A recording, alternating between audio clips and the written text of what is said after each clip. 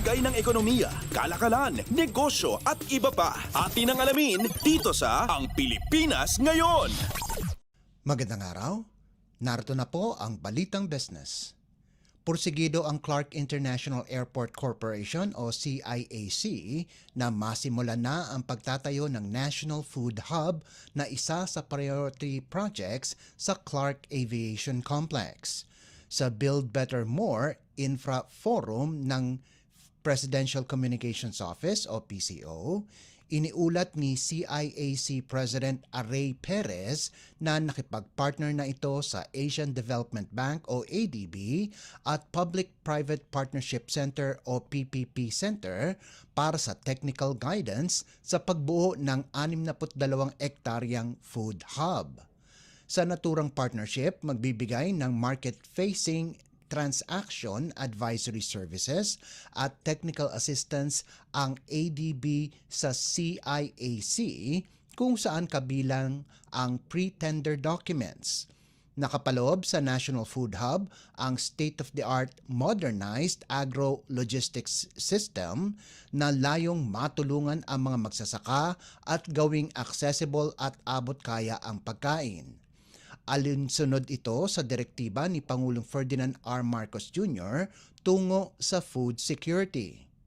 Inaasahan naman ng CIAC na makukumpleto ang feasibility study para sa naturang proyekto sa 2025.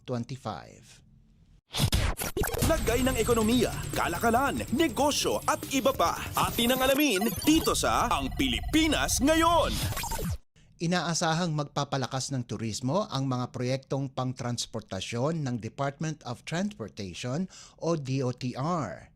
Ito ang inihayag ni Transportation Secretary Jaime Bautista sa pagbubukas ng Travel Madness Expo 2024. Ayon kay Secretary Bautista, ang mga pangunahing proyekto ng DOTR ay susuporta sa pagsisikap ng bansa na palakasin ang turismo. Anya, ang pagpapabuti at paggawa ng makabagong mga sistema ng transportasyon ay mahalaga sa pagtiyak na masisiyahan ang mga turista sa kanilang biyahe. Binanggit ng Transport Chief ang mga proyekto tulad ng pagsasaayos ng Ninoy Aquino International Airport o NAIA, Lagindingan at Bohol Panglao Airports, pati na rin ang pagtatayo ng New Manila International Airport.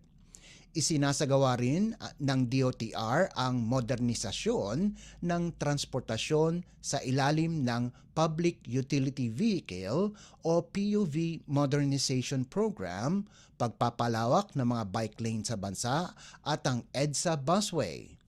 Ayon pa kay Bautista, puspusan na rin ang konstruksyon ng mega rail projects tulad ng pagtatayo ng North-South Commuter Railway at Metro Manila Subway. Isinasaayos na rin anya ang mga daungan para makapagbigay ng mas maginhawang biyahe sa mga pasahero. Lagay ng ekonomiya, kalakalan, negosyo at iba pa. Atin ang alamin dito sa Ang Pilipinas Ngayon. Ibinahagi ng Manila International Airport Authority o MIA na nasa huling yugto na ito ng pag-upgrade ng centralized cooling system sa Ninoy Aquino International Airport o NAIA Terminal 3 upang tugunan ang mga issue ng kakulangan sa air conditioning sa paliparan. Nagsimula ang nasabing upgrade sa cooling system nitong taon kung saan kabilang dito ang pag-install ng 6 na bagong cooling towers upang mapabuti ang system efficiency nito. Nakatakda naman na sa darating na Hulyo 16 hanggang 17 mula alas 9 ng gabi hanggang alas 9 ng umaga ay sisimulan ang huling yugto ng installation ng cooling system. Sa panahong ito, pansamantalang isasara ang centralized cooling system upang maikonekta ang bagong piping ng cooling tower sa mainline ng chiller plant. Bagamat magpapatuloy ang operasyon ng mga fans at blowers, maaring hindi ito maging sapat para sa kaginhawaan ng mga pasahero sa paliparan. Kaya naman handa ang MIA na magde-deploy ng standalone air conditioning units para sa spot cooling sa mga panahong ito.